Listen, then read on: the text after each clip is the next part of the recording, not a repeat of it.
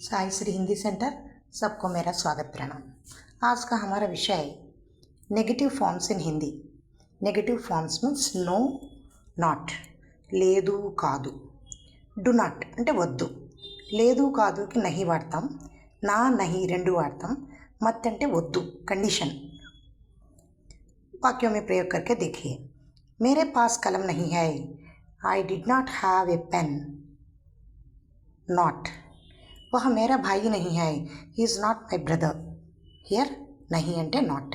आज मैं स्कूल नहीं जाऊँगा, today I am not going to school.